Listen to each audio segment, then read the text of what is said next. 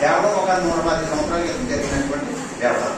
ఆ తర్వాత గొల్లల మామిడాడు భక్తులు గొల్లల మామిడాడు అనేక రకాలుగా గొడవలతో దెబ్బలతో కొట్టేసుకోవడం, తిట్టేసుకోవడం, చంపేసుకోవడం.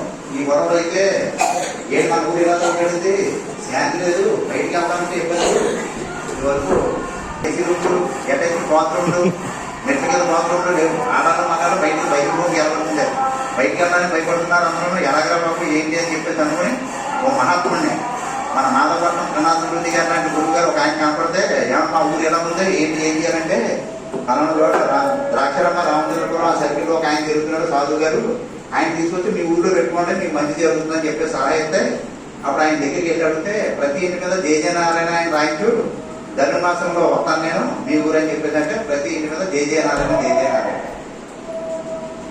అప్పుడు జనవరి 2వ తారీఖుని ఆయన ఆ ఊరు రావడం జరిగింది. గొల్లల మామిడాడు ఆ వచ్చిన దగ్గర నుంచి కూడా ఆయన రోజు 2 ముంచాలు అన్నం వండి కుక్కలకి కాకులకి యాత్రికులకి దానికి వెళ్ళి కూడా అందరికీ అన్నదానం చేసేవాడు. ఎవరి దగ్గర రూపాయి తీసుకునేవాడు కాదు.